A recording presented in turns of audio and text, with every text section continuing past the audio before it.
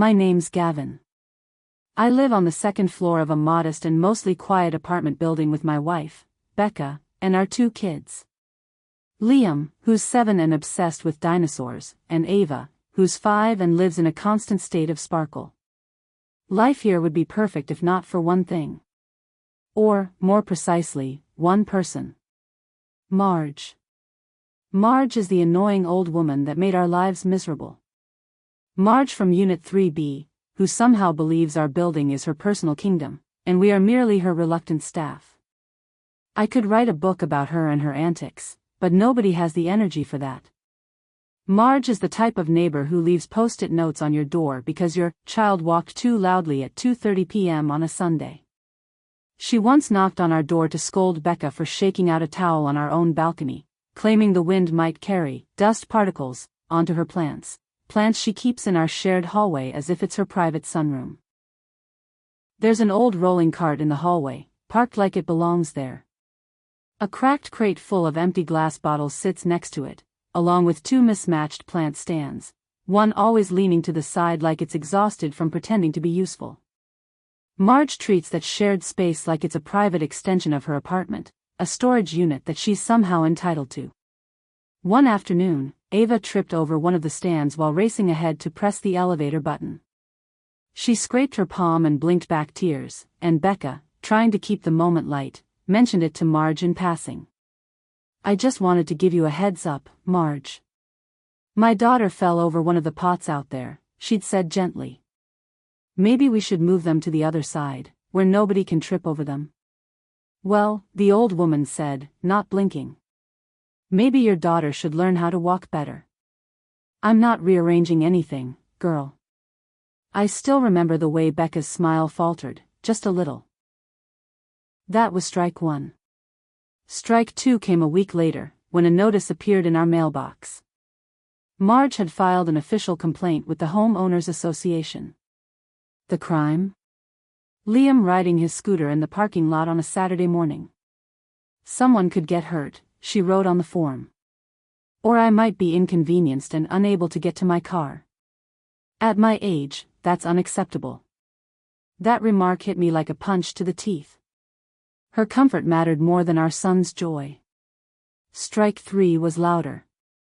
At 7:12 p.m. on a Tuesday, she knocked on our door, fist hard and fast, and demanded that we stop the laundry. She claimed that she could hear it humming through the walls. And that was when I realized, this woman wasn't just annoying. She was entitled. Entitled enough to treat us like we owed her silence.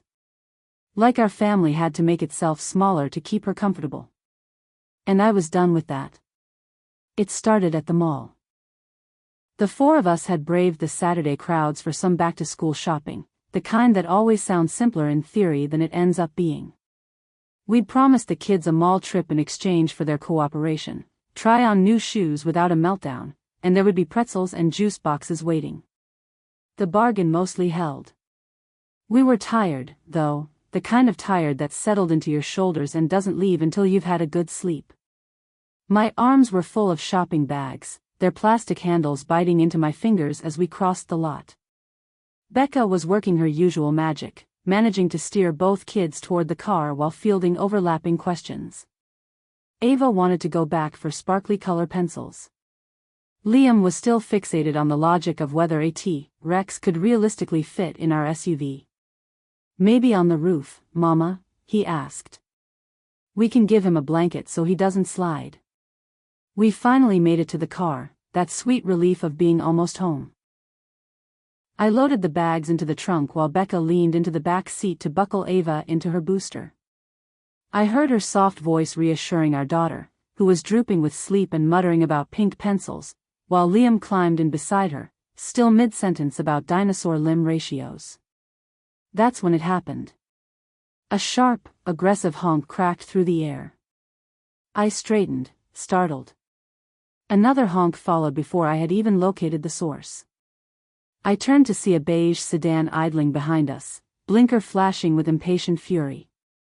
The driver was hunched over the wheel like a bird of prey. It took me a second longer than it should have to register. Becca didn't miss a beat. She muttered under her breath with the kind of quiet dread only long-term exposure can foster. Of course, it's her. Marge. I turned back to Liam, keeping my voice steady. I helped him buckle in, smoothing his shirt as I clicked the seatbelt into place. Another honk followed, this one longer, more pointed. What's happening? Ava asked from the back seat. I rose and caught Marge's eyes in the rearview mirror. She waved her hand in impatient circles, mouthing something. I wasn't even in the driver's seat yet. She's too close, Gav, Becca said from the passenger seat. You won't be able to reverse anyway. I checked and she was right. Marge had pulled in so tight behind us that there was no way I could back out without risking a collision. Her bumper was practically kissing ours. I raised my hand and motioned for her to back up, giving her a simple, universal sign to give me space. She stared at me, blinked once, and then, deliberately, did nothing. Instead, her window rolled down with a dramatic whir. Her voice shot out like a slap. Oh, come on, Gavin. What the heck is taking so long? Just back out already. It wasn't just what she said. It was the tone, sharp, entitled, and disgusted. Like we were wasting her precious time. It was like the fact that we were a family, trying to settle our children into their seats and make it home without meltdowns, somehow didn't register as valid. To her, we weren't people. We were just in the way. And something in me, quiet and tired and maybe long overdue, snapped. I looked at Becca, who was still holding Ava's juice pouch in one hand. Her eyebrows lifted slightly as our eyes met, the corners of her mouth twitching like she knew exactly what was coming. After 9 years together, she could read my moods better than I could name them. You're not really. She started, already grinning. Oh, I'm absolutely doing it, I replied. I turned back to the car, shut the door with deliberate calm, and pressed the lock button. Beep beep. I made a point of looking at Marge as I did it, nodding slightly, the way one might acknowledge a final move in a game of chess. Then I reached for Becca's hand. We're going back in, I said. We're going to take the kids and we're going to a restaurant to have an early dinner. You're kidding, she whispered, though the spark in her eyes said otherwise. Nope. Behind us, the car horn screamed again, a long, frustrated wail. We didn't flinch. We turned around, deliberately, together, and walked toward the mall entrance, kids in tow. Where are we going? Ava asked, her voice small and puzzled. Not home.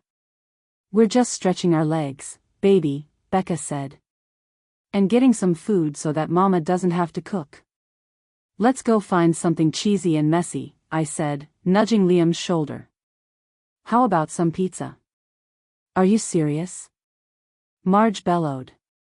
You're seriously doing this? Unbelievable. What a waste of time. This isn't over, Gavin. We didn't turn around. I didn't even pause.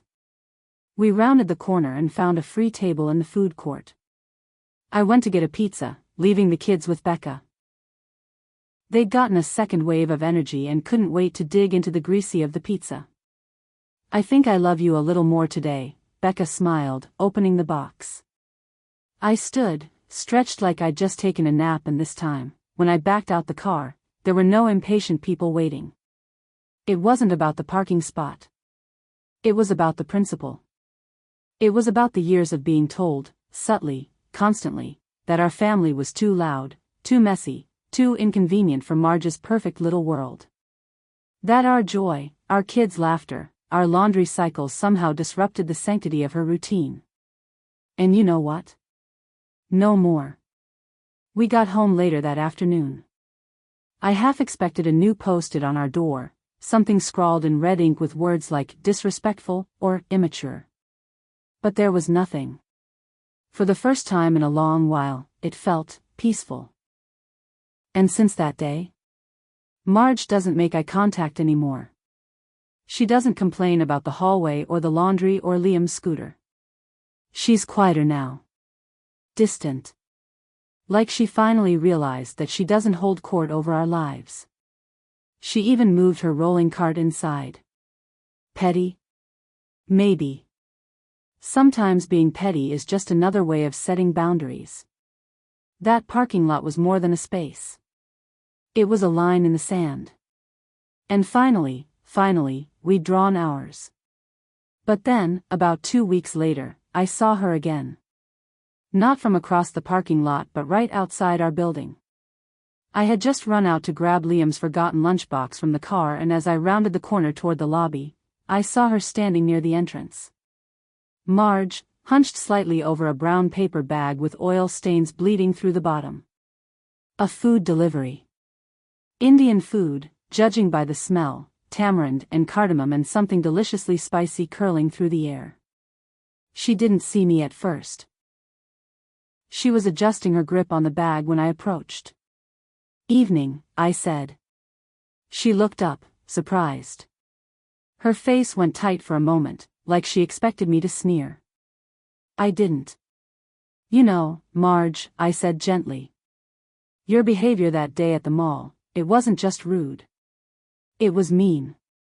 My kids were scared of you. And they don't forget stuff like that." Her mouth opened slightly, like she had a defense ready. But then she stopped. The tension left her shoulders in a slow, tired exhale. "You're right," she said. There was a beat of silence between us. Her eyes shifted to the paper bag in her hands. "It's lonely," she said finally, her voice softer than I'd ever heard it. "Ordering an Indian takeaway for one." She didn't wait for a reply. She just gave a quiet nod, stepped into the elevator, and let the doors close behind her. I didn't follow. I just stood there for a moment, holding Liam's lunchbox, unsure if what I felt was satisfaction, or something a little sadder. Clearly Marge had done some soul-searching, and she didn't like what she'd found. Write in the comments what would you have done and subscribe to our channel D-Damn Mix.